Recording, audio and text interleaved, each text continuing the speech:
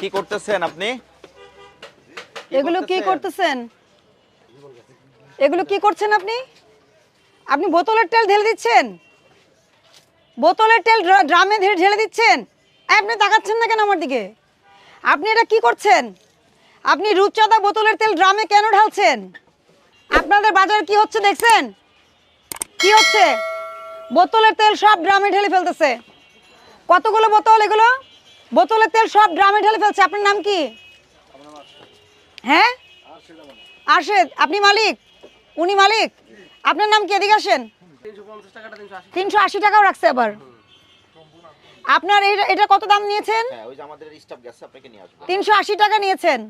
আমাদের ও তো পরীক্ষক, জাতীয় ভোক্তা অধিকার সংরক্ষণ দপ্তরে সে পরীক্ষক হিসেবে কর্মরত আছে।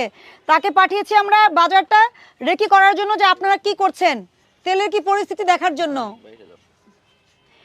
আপনি এটা 380 টাকা বিক্রি করেছেন কি না? করেছেন? কে কে নিয়েছে টাকাটা? এই যে এইমাত্র 120 টাকা ফেরত দিবেন। আর আপনি এটা ফেরত নিয়ে 500 নেন এইমাত্র। মানে কি খোলা তেল লিটার কত করে বিক্রি করছেন? এটা হলো আমার লিটার না কেজি বিক্রি করতে। কত করে কেজি বিক্রি করেন? 200 টাকা। আর এটা কিনেছেন আপনি, এটা কত করে পড়েছে? 175 টাকা।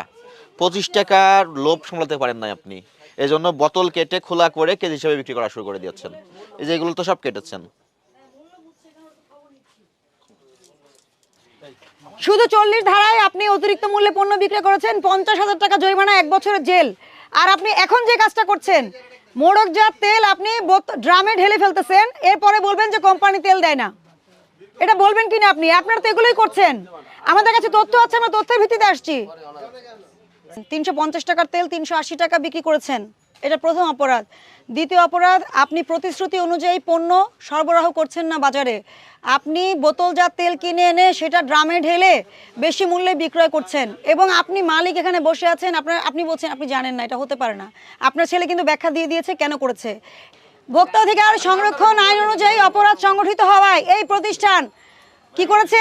অতিরিক্ত মূল্যে তেল বিক্রয় করেছে, এবং কি করেছেন আপনারা? বোতলের তেল ড্রামে ঢেলে দিয়েছেন।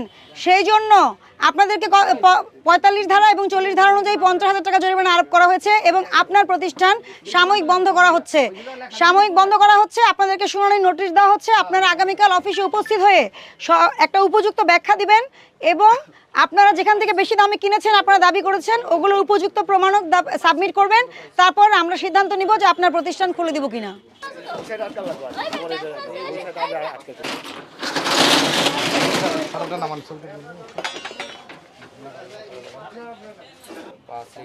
খোলা তেল হিসেবে বিক্রয়। এটা স্যার পরবর্তী নির্দেশনা দেওয়া পড়বে। মোবাইল নাম্বারটা বলেন। 01 সেক্রেটারি সাহেব, আপনাকে আমি দোকানের চাবি বুঝিয়ে দিয়ে গেলাম। কালকে শুনানি হবে, যদি ওনারা যান। শুনানি হলে শুনানির পরে যদি মনে হয় ওনাদের উত্তর সন্তোষজনক, তাহলে খুলে দেওয়া হবে, আর না হলে আমরা পরবর্তী স্টেপে যাব। ঠিক আছে?